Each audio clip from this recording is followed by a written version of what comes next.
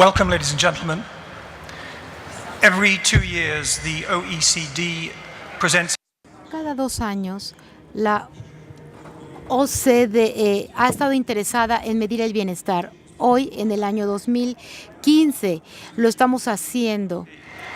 The 2015 edition of Como ya dijimos, la publicación para el año de 2015 ha sido lanzada o está siendo lanzada el día de hoy, en este momento.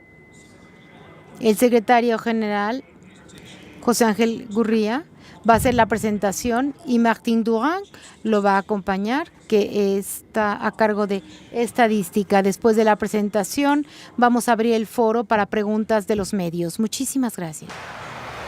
Distinguidos invitados, señoras y señores,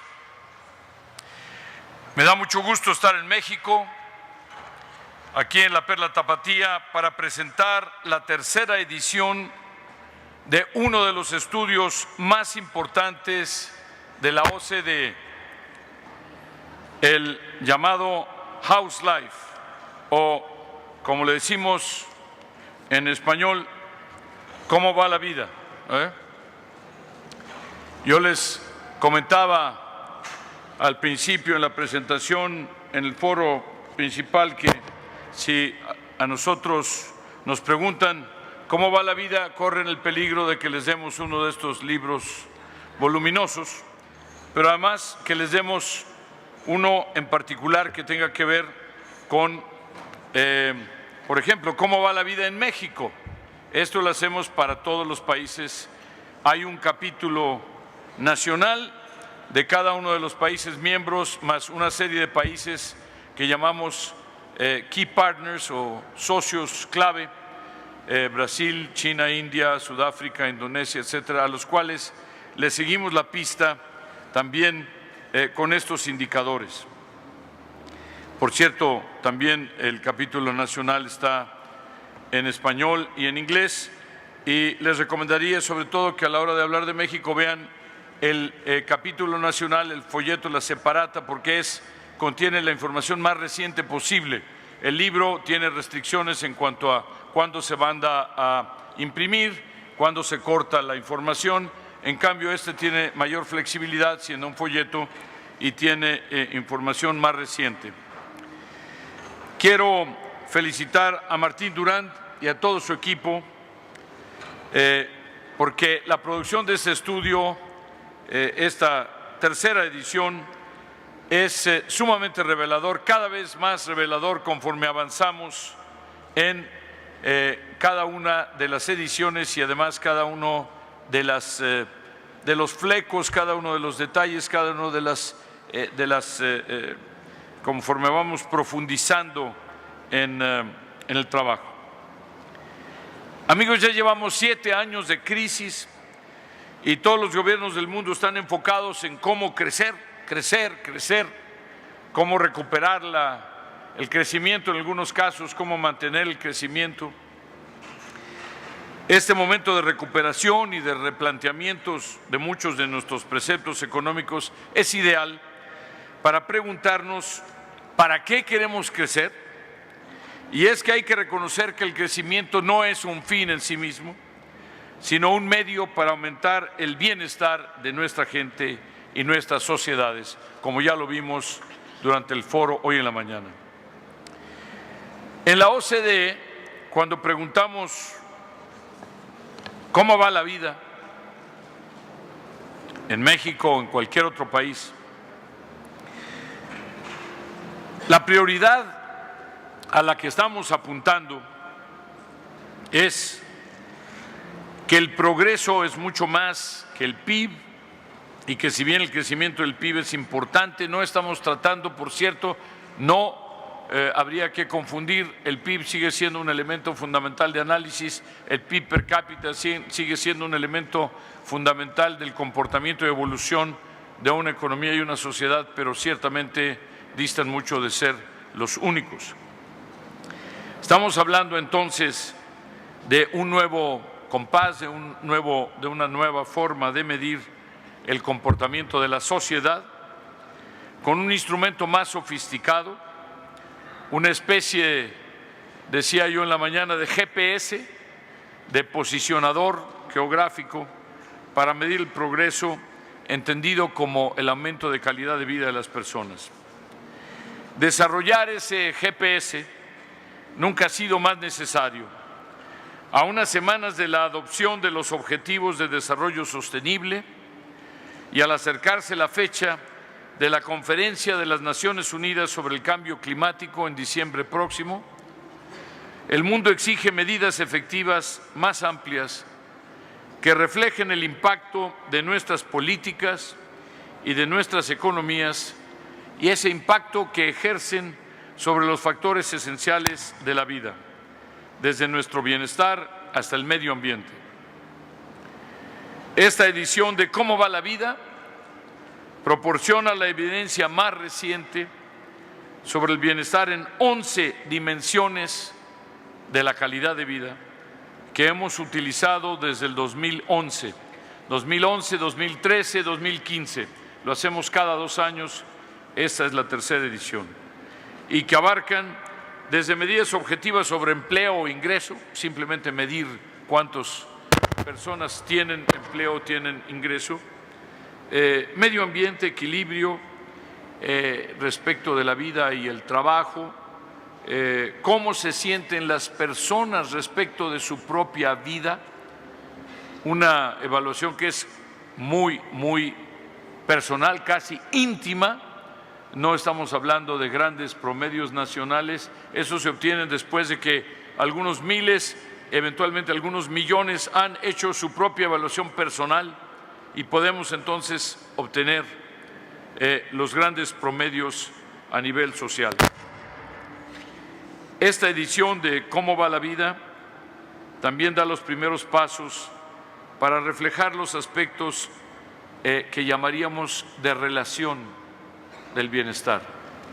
Además de las cuestiones objetivas, hay toda una cuestión del comportamiento y la educación que tiene que ver con lo emocional, con lo social, con nuestra capacidad para vincularnos con el resto de la sociedad, para tener iniciativa, para ser generosos, para ser solidarios, para trabajar en equipo, todas estas cualidades que no necesariamente se enseñan tradicionalmente en las aulas y que naturalmente tendrían que incorporarse ahora y que nosotros tratamos de medir precisamente para ver dónde están los déficits y cómo podemos llenar esos déficits sobre estos temas.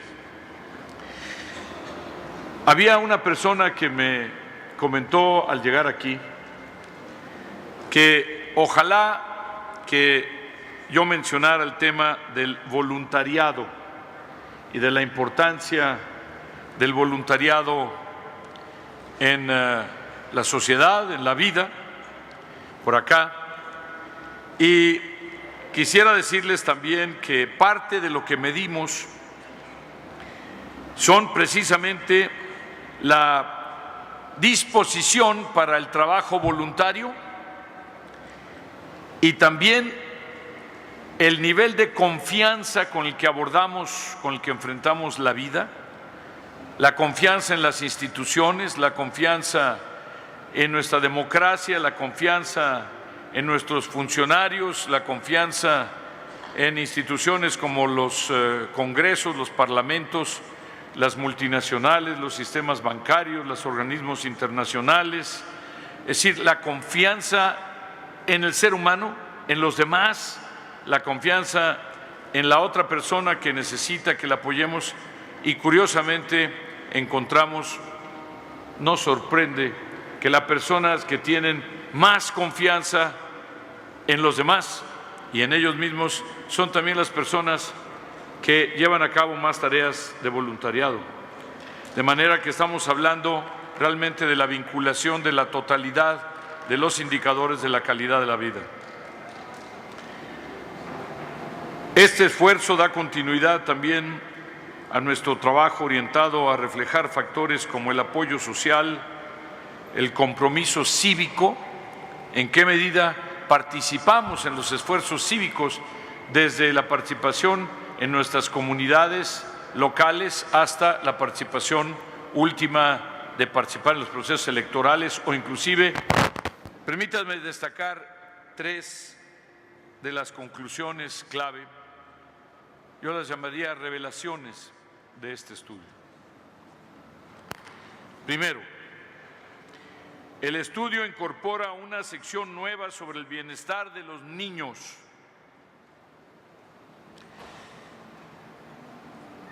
¿Cómo va la vida? En este caso particular, en esta edición, nos revela que los niños están pagando un alto precio por la creciente desigualdad. 1 de cada 7 niños en los países de la OCDE, y recuerden ustedes, estos son de los países más prósperos del mundo, 1 de cada 7 vive en situación de pobreza y 1 de cada 10 pertenece a familias que están en el desempleo, es decir, donde no hay ninguno de los miembros de la familia que esté hoy con un empleo formal. Desde pequeños, los niños de las familias más pobres reportan peores condiciones de salud, menor satisfacción ante la vida, más acoso escolar, el bullying, y relaciones más débiles, menos intensas, tanto con sus pares como con sus padres.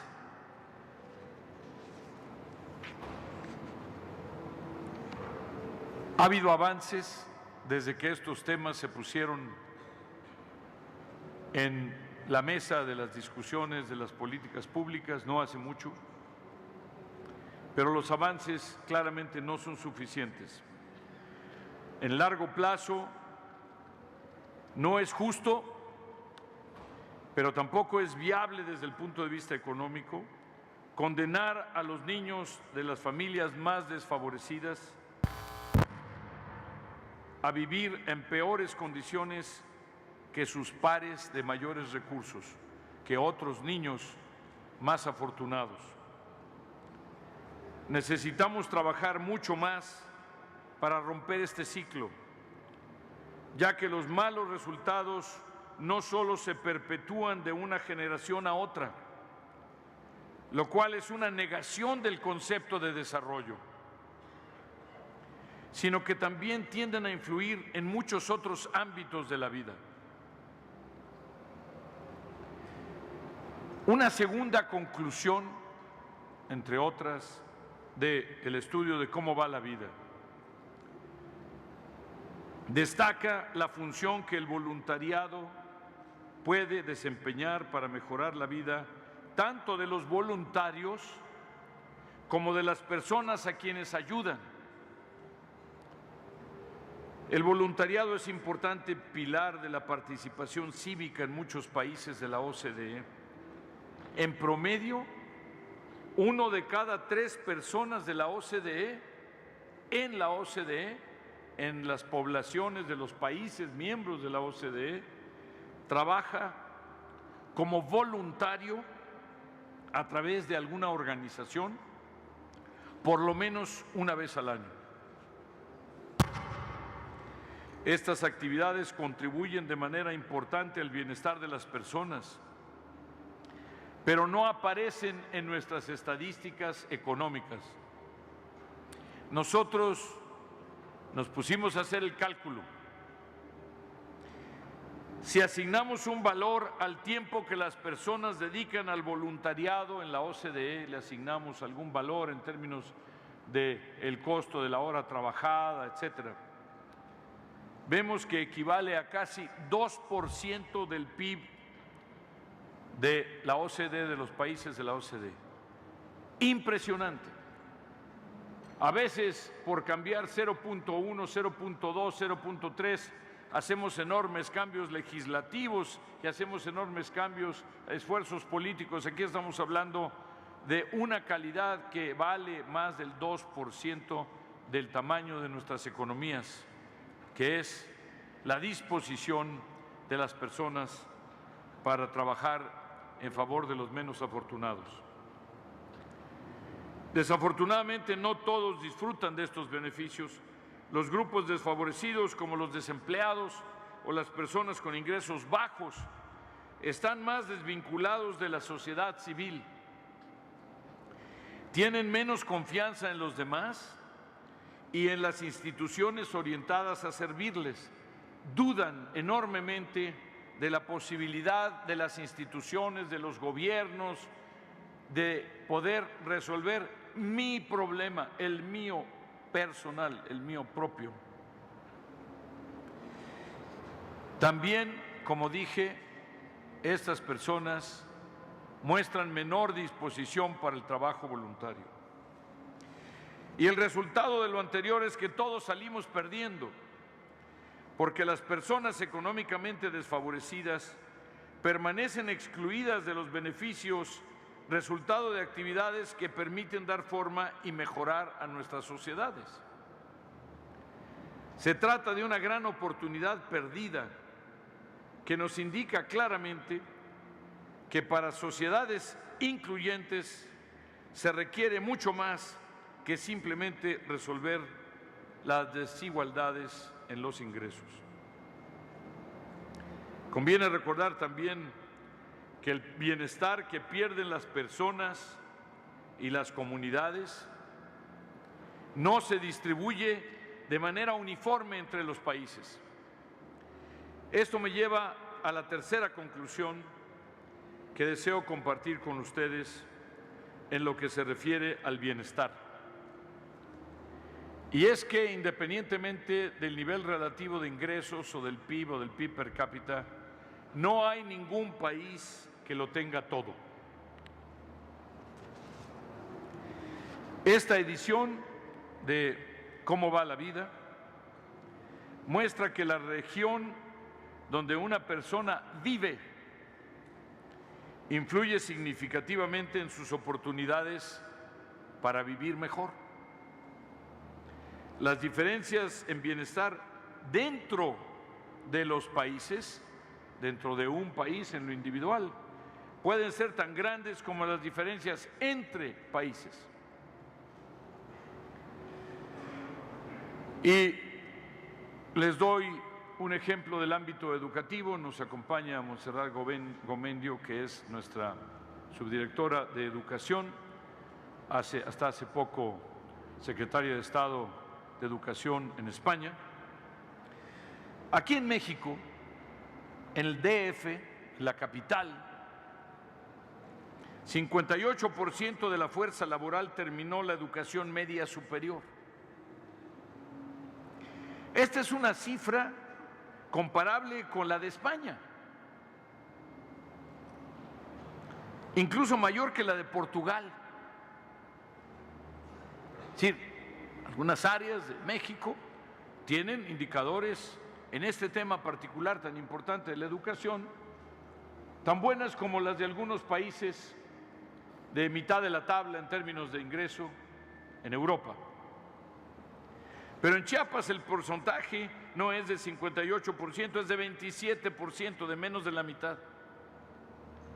Uno de los niveles más bajos de cualquier región de la OCDE. También vemos grandes diferencias en las tasas de empleo, es decir, de participación en el mercado laboral de la fuerza de trabajo. En Italia, la brecha entre la región de mayor participación y la de menor participación tiene una diferencia tan grande como las diferencias nacionales entre Grecia y Suiza, que son bastante amplias. De manera que estamos hablando aquí de fenómenos que se tienen que abordar a nivel regional para resolver las desigualdades nacionales, al mismo tiempo en que se abordan los temas de las desigualdades entre países. ¿Y qué significa todo esto para las políticas públicas? Una y otra vez, todos los panelistas de hoy lo que dijeron es medir para poder decidir, medir para poder actuar, medir para poder mejorar la condición de los ciudadanos. No medir por medir, ni para publicar libros sobre estadísticas, ni medir para poder decir que sabemos, sino medir para ver qué vamos a hacer con lo que sabemos. Eso es lo que estamos tratando de discutir en este foro. Las 1,300 personas que han venido de todo el mundo aquí a debatir estos temas. Entonces, yo les diría que cuando vemos estos resultados, insisto, son resultados en promedio de los países más prósperos del mundo. Los de cada país, incluyendo los de México, están presentados por separado. Nos damos cuenta de la importancia de ampliar nuestra noción de lo que consideramos como prosperidad. Cuando preguntamos cómo va la vida, ponemos en evidencia que queremos repensar nuestro actual modelo de crecimiento porque no estamos satisfechos con los resultados. No podemos permitirnos ir en busca del crecimiento sin preocuparnos por quién se va a beneficiar del crecimiento, qué efectos tendrá sobre el medio ambiente o cómo va a impactar el bienestar de unas familias respecto de otras, o si va a afectar a los jóvenes o a los adultos mayores o a las mujeres más que a otros grupos. Pero la historia no puede ni debe terminar aquí. Necesitamos asegurarnos de que las impactantes conclusiones presentadas en este estudio se traduzcan en acciones concretas de políticas públicas. Decía yo, este es el objetivo último, esta es la verdadera razón de ser de estos esfuerzos. Al incorporar las estadísticas sobre bienestar a los análisis que llevamos a cabo normalmente sobre otros temas, le sobreponemos estas estadísticas de bienestar. Acabamos de presentar, por ejemplo, en nuestro informe Todos a Bordo, cómo hacer posible el crecimiento incluyente, uno de los proyectos más importantes de trabajos, como llamamos, horizontales, donde hay varias direcciones que participan, varias áreas de la OCDE, varios comités de la OCDE, y que estamos coordinando desde la propia Secretaría General por la importancia que le damos. Tenemos aquí a la coordinadora Lamia Kamal, y les diría yo que si medimos nada más los elementos más evidentes, pero no le ponemos las estadísticas de bienestar encima como la capa que filtra y traduce todas las demás cifras, obviamente no podríamos llegar a conclusiones útiles en materia de políticas públicas. Veo aquí a Estefano Scarpeta, nuestro director de Empleo, de Trabajo y de Asuntos Sociales, que precisamente con Martín, pero también con nuestro Departamento de Economía y también con nuestro Departamento de Ciencia, Tecnología, Innovación, etcétera, todos están participando en este esfuerzo común.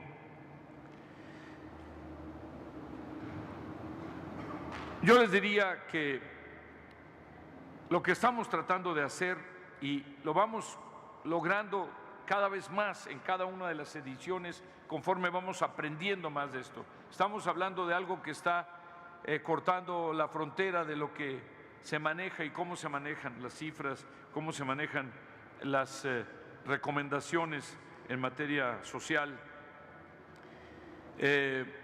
cómo desarrollar recomendaciones para mejorar el bienestar, cómo fomentar un mejor acceso a la educación de calidad, cómo asegurar que los niños, además de tener un diploma, pues salgan con las habilidades y las herramientas necesarias para ser exitosos. Hoy varios de los panelistas decían educación de calidad y le agregaban lo de calidad como un requisito muy importante. Las políticas de crecimiento incluyente deben también centrarse en mejorar la calidad del empleo, no solo la cantidad, y de manera más general propiciar lo que llamamos comúnmente mayor calidad de vida. Señoras y señores, amigos,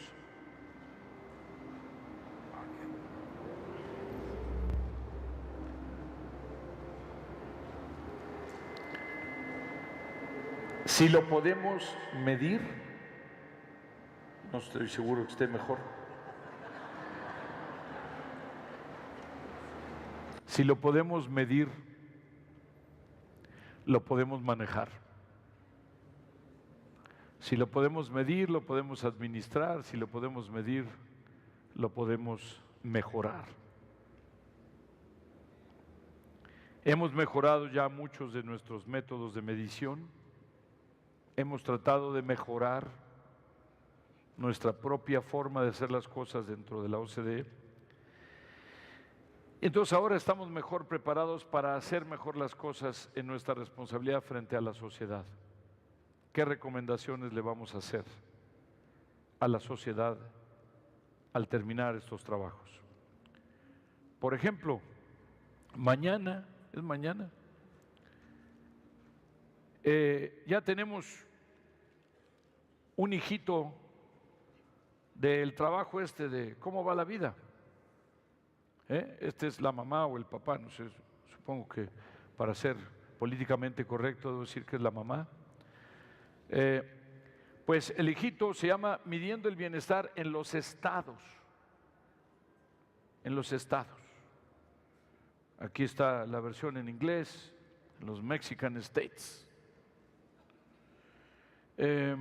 Esto se va a presentar mañana y nos vamos a ir efectivamente a la medición a nivel nacional. Yo les decía en mi presentación de la mañana que en un país como México, 120 millones de habitantes, 2 millones de kilómetros cuadrados, con todas las entidades federativas, ya vimos las enormes diferencias que hay entre unos y otros, necesitamos un mapeo mucho más específico que los grandes promedios nacionales.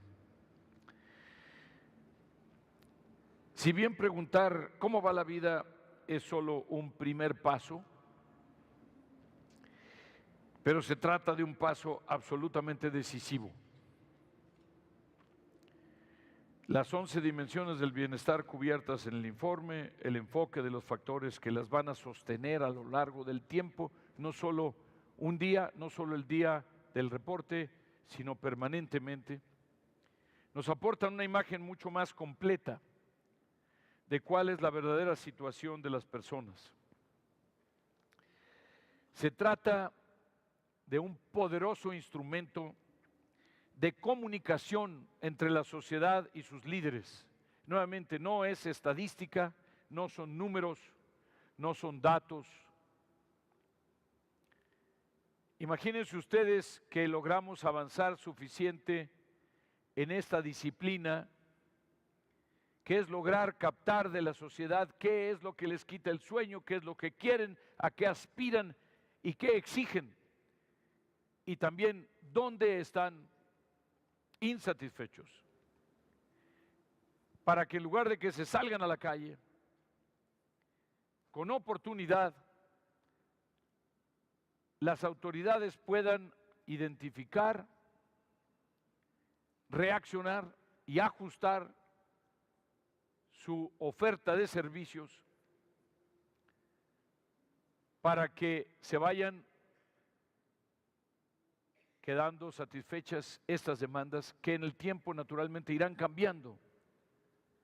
La sociedad se hace cada vez más exigente, cada vez tiene más información, pero también conforme aumenta el grado del desarrollo y podemos darle más satisfactores a la sociedad se va moviendo en términos de sus demandas. Toma como dato que ya cuenta con esos satisfactores que ya le llegaron y se va más adelante. Entonces es un poderoso instrumento de comunicación entre la sociedad y las autoridades y los líderes políticos. Ahora los gobiernos podrán utilizar esta evidencia. ¿Para qué? Para lograr lo que nosotros consideramos que es la mejor definición de la misión de la OCDE, para poder promover, diseñar y eventualmente hacer realidad mejores políticas públicas para una vida mejor. Muchas gracias.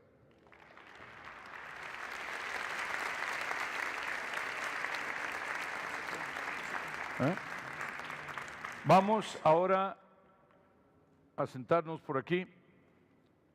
Por si tienen ustedes comentarios, preguntas o violentas objeciones, en el entendido de que todas las preguntas difíciles las va a contestar Martín y yo las otras. ¿Tú coordinas? Sí. Muy bien. For questions from the press, if you... Preguntas de la prensa, por favor, si pudieran levantar la mano con claridad para acercarles un micrófono. ¿Tienen alguna pregunta?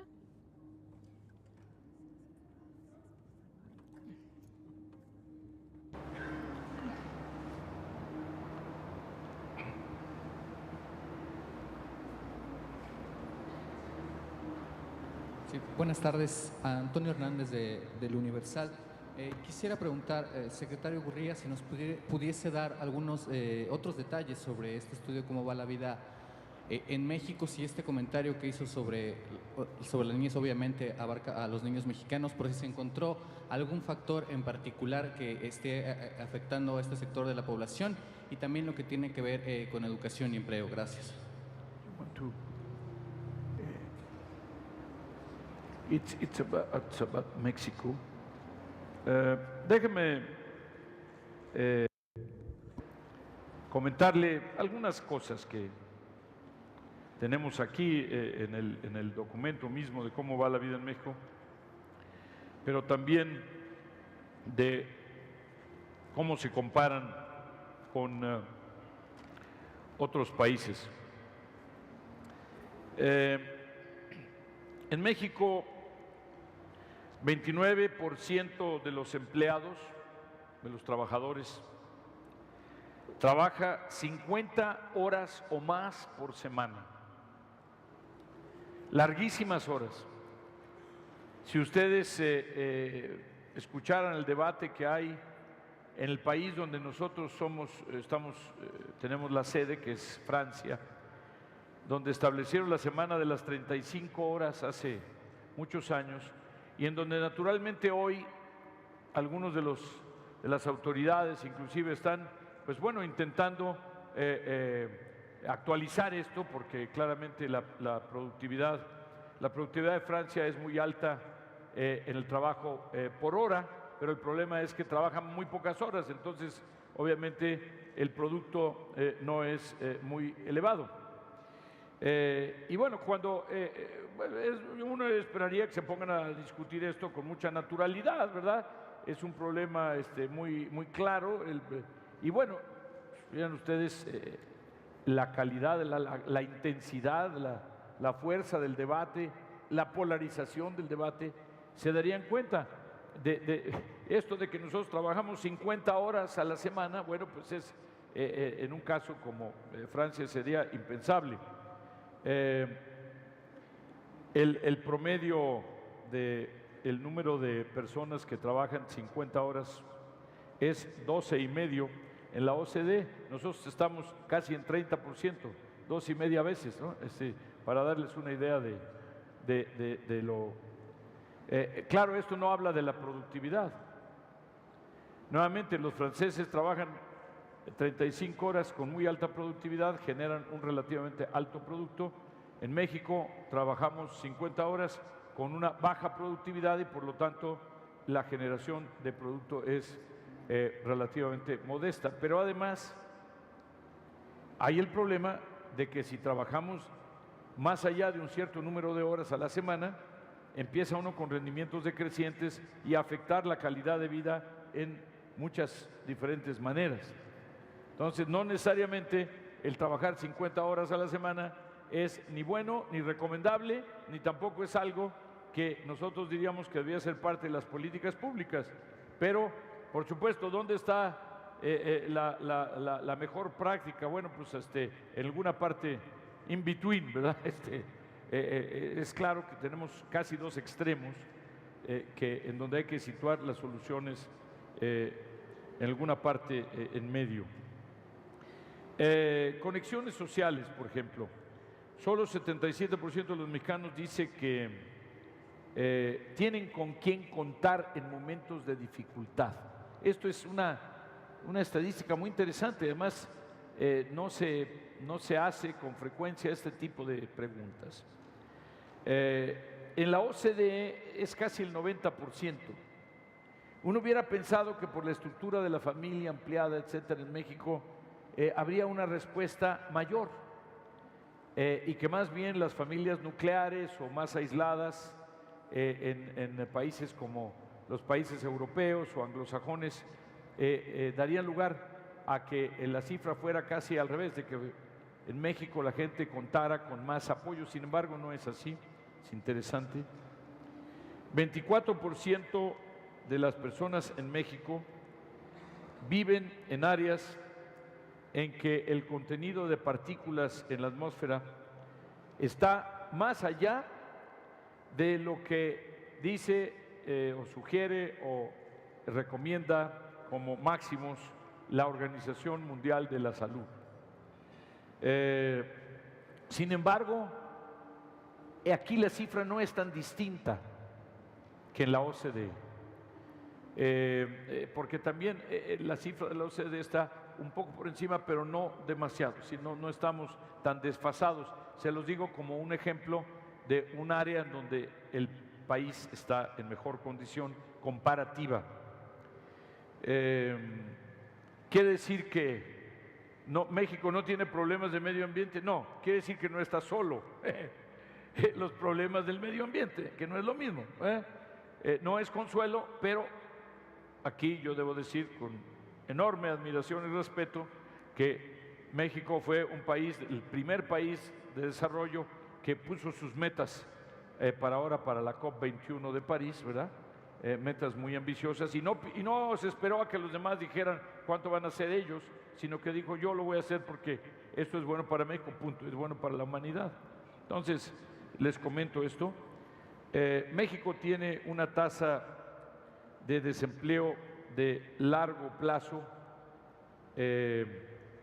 menor si la gente que ha estado más tiempo sin empleo, y sin embargo tiene una tasa de informalidad mucho más amplia, por lo cual la idea de si están con empleo o sin empleo se pierde un poco el sentido de la cifra, porque la verdad es que la informalidad es tan alta y eso impide que se les dé entrenamiento, que se les dé más preparación y que haya garantías.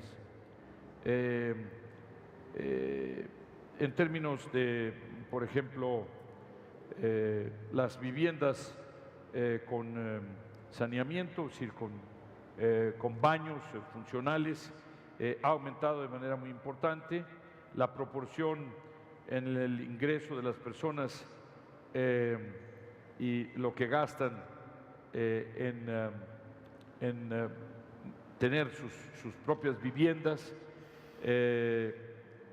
Y por ejemplo, y aquí termino porque la lista es interminable, uno que es muy revelador: la expectativa de vida en México es 74 años, 74.8. Subió 9 meses en los últimos 6 años, que es lo mismo que subió el del promedio de la OCDE, pero el promedio de la OCDE tiene 5 o 6 años más que el de México. Esto quiere decir, tiene que ver, 8 años más. Esto quiere decir también, esto refleja que hay una buena parte de la población en pobreza. En fin, esto no quiero ser exhaustivo, no quiero abusar de ustedes ni nada más de contestar una sola pregunta, pero esto les da a ustedes idea de la riqueza de la información que existe y de cómo podemos compararnos. La única conclusión que les diría cuando hablo de México, siendo mexicano, habiendo sido secretario de Hacienda de México y siendo funcionario 35 años prácticamente de México, es que claramente hemos avanzado mucho, pero todavía tenemos enorme trecho por hacer, de manera que yo diría darnos una palmada en la espalda respecto del avance y ponernos a trabajar intensamente para emparejarnos con los otros países de la OCDE.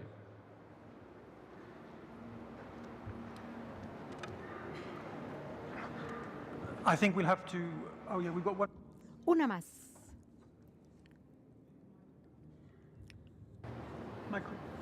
Microphone. Bien, gracias. Soy Benjamín Mora, soy el responsable en Jalisco del Instituto Nacional, del Programa de Coinversión Social del Instituto Nacional de Desarrollo Social. Algo que he visto aquí en Jalisco, y seguramente lo hay en otras partes de México, es algo que llamo turismo de voluntariado. Gente que viene a pasar sus vacaciones y que parte de su día lo dedica a ayudar a organizaciones de la sociedad civil. ¿Hay algo en ese sentido, cuando se ha hablado de voluntariado, que podamos conocer de otras experiencias de gente que viaja a descansar y además ayuda a otros? Porque vemos jóvenes, ahorita hay en una organización aquí en Jalisco que se llama Casa Hogar Los Pinos, una jovencita alemana y otra de Islandia, ayudando. Pero en gente que venga a pasar vacaciones y que ayude a otros, ¿hay casos así en el mundo? I will answer in English. Voy a responder en inglés. ¿Sí me escucha usted? Bueno, sí hay ejemplos de este tipo de experiencia, particularmente Australia, Nueva Zelanda. Tienen programas para atraer estudiantes con visas especiales y ellos pueden ir a Australia o a Nueva Zelanda y pasar un año y medio, y mientras están ahí ayudan a los granjeros, por ejemplo, a los agricultores, trabajan, por ejemplo, con un pequeño salario en la industria hotelera, pero también pueden trabajar 6 meses, luego tienen que viajar un poco, visitar el país, gastarse el dinero que tal vez ganaron y luego proseguir su viaje. Esto existe entonces en algunos países y se ha visto que es una experiencia muy positiva para los estudiantes, quienes tienen la oportunidad de trabajar en el entorno agrícola, conocer el país, conocer una cultura distinta y luego volver a su país de origen con habilidades adicionales, particularmente de idioma, que aprenden con la experiencia. Sin embargo, también en el reporte se menciona en particular a los jóvenes con antecedentes menos favorecidos que participan en actividades de voluntariado para ayudar a la gente mayor o para ayudar en la esfera social, que contribuyen a su sociedad, a su comunidad de forma distinta y que al mismo tiempo les permite aprender habilidades para un desempeño posterior. Darle aquí una nota que tengo. Y nuevamente, es la juventud la que nos da el ejemplo. Más del 40% de los jóvenes de alrededor de 14 años, o sea, 13, 14, 15, por ahí, cuando menos una vez en los últimos 12 meses han llevado a cabo tareas de voluntariado. Y aquí quiero decirle que el promedio de la OCDE es 30%. Mientras que en México nuestros jóvenes tienen una vocación de servicio y de voluntariado que es 1/3 más que la OCDE, porque es 30 contra 40%. No tenemos en México cifras de voluntariado todavía de manera sistemática, no se recaban, no se recopilan. Tenemos que trabajar obviamente con el INEGI y las organizaciones de la sociedad civil. Valdría la pena que trabajen con esta extraordinaria organización, extraordinario instituto que es el INEGI, para que podamos ir avanzando en esto. Ayuda mucho, porque además, déjenme decirles lo que no comenté en mi presentación por cuestiones de tiempo y porque hay demasiados detalles, pero tenemos medido que las personas que hacen trabajo voluntario se sienten ellos mucho mejor. Y que entonces cuando estamos midiendo el bienestar, el trabajo voluntario no solo ayuda al bienestar de quienes son ayudados por los voluntarios, sino que los voluntarios mismos se sienten mejor. El problema es que quienes típicamente se ofrecen más para el voluntariado son las personas que están en mejor situación relativa, como ya mencionamos. Los que están en mayor nivel de vulnerabilidad tienen menor confianza y por lo tanto tienen menor disposición para ayudar a los demás. Sin embargo, como digo, aquí tenemos una cifra importante en términos de la promesa que ofrece, ¿no? Pero bueno, otro.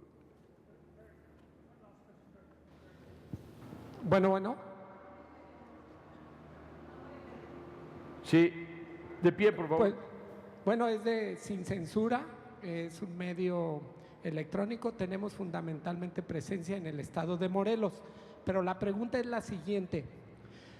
México, yo lo llamaría, es un poco como un país continente. Tenemos algunos estados como Chiapas con condiciones similares a países africanos, o tenemos el DF con condiciones similares a países de la media tabla de la OECD, como usted comentó. Entonces, pero por otro lado tenemos una legislación nacional, por decir la ley laboral. ¿No sería una política pública correcta que se pudiera adaptar la ley más bien a las condiciones estatales? Porque querer uniformar un país de 120 millones con productividades de Nuevo León, por decir, tiene también de algunos países de Europa, Baja California, el DF, Jalisco quizás como Chile. Entonces, ¿por qué no hay una visión de hacer leyes no tanto federales, sino estatales, para que respondan a una necesidad muy particular? Porque termina siendo una camisa de fuerza que al final no le sirve ni a A, ni a B, ni a C, ni al diablo, porque no representa una realidad. Me gustaría ese tema, para mí me parece muy importante, y quizás es un tema no solo de México, quizás lo sea de Brasil, quizás también lo sea de Argentina, quizás lo sea de Turquía. Gracias. O de los Estados Unidos o de Suiza. De todos. Sí, esto lo digo porque nosotros hemos hecho estudios de desarrollo regional en todos los países de la OCDE y en muchos países no miembros de la OCDE, países emergentes o en desarrollo. Y a veces en países chicos, geográficamente pequeños, a veces una distancia de 200 o 300 kilómetros da unas diferencias abismales. Y estamos hablando de países en el centro de Europa, estamos hablando de países en el Benelux, estamos hablando de Alemania. en la propia Alemania, etcétera. Las diferencias regionales son muy importantes. Entonces, todos tienen legislaciones nacionales, igual que México. Pero lo que no podemos negar y no podemos evitar es que el punto de partida es diferente y que las condiciones objetivas, la dotación de recursos naturales, inclusive la infraestructura para poder tener acceso a los mercados de trabajo, a la calidad de la educación, la calidad de la salud, la calidad de la vivienda, etcétera, no son homogéneas, porque no empezaron siendo homogéneas, y además porque, entre otras cosas, las propias finanzas públicas a nivel local, a nivel municipal, a nivel estatal, etcétera, también lo que sugieren son diferentes capacidades para poder satisfacer estas necesidades básicas. Ahora, ¿para qué sirven los impuestos? Precisamente para poder hacer una especie de subsidio cruzado entre los estados, las ciudades, las regiones que tienen productividades y por lo tanto niveles de bienestar mayores, comparables en algunos casos, como decía usted correctamente, con los europeos, y que de hecho en cuanto a la generación de impuestos, la generación de pagos de seguridad social, la generación de derechos, servicios, etcétera, tienen un monto neto positivo que se dedica a compensar los déficits de otras regiones. Eso se hace a través del presupuesto. Se concentran todos los ingresos y después se distribuyen los recursos con base en lo que cada quien contribuyó, pero también con base en la necesidad, en el hecho de que unos lo necesitan más y por lo tanto hay que darles más para que se emparejen. Aquí la política fiscal es crucial. Fiscal no quiero decir las tasas de impuestos, quiero decir la política presupuestal en el sentido más amplio, ingreso, gasto. Y por cierto, no hay que hacer justicia social con los impuestos, hay que hacer justicia social con el gasto. Hay que llevarle a la gente que necesita los recursos, no haciendo exenciones que benefician a todos y que acaban ayudando a los que menos lo necesitan. De manera que le diría que sí, que es crucial, pero que no se puede legislar la igualdad. Uno no puede ni desear la igualdad, ni legislarla, porque entonces sería vacía la legislación. Lo que tiene que hacer son políticas públicas congruentes, consistentes y también consistentes en el tiempo, para que poco a poco, año con año, día con día, a base de estarle dando más recursos de los que tienen ellos en su propia región, puedan irse emparejando. Ayudarles con las políticas de promoción industrial, ayudarles con la instalación de empresas, generación de trabajo, etcétera, para que a base de mejores infraestructuras, en fin, todas las políticas públicas que ustedes conocen para poder emparejar las cosas. Uno de los más grandes obstáculos para el crecimiento sostenido y sostenible de nuestro país es precisamente el muy alto grado de desigualdad. América Latina en general, como dijo hoy Enrique Iglesias, no es la región más pobre del mundo, pero es la región más desigual del mundo. Y eso es un obstáculo para el crecimiento futuro. Gracias. There, so thank you very much. Bueno, pues muchísimas gracias. Yes.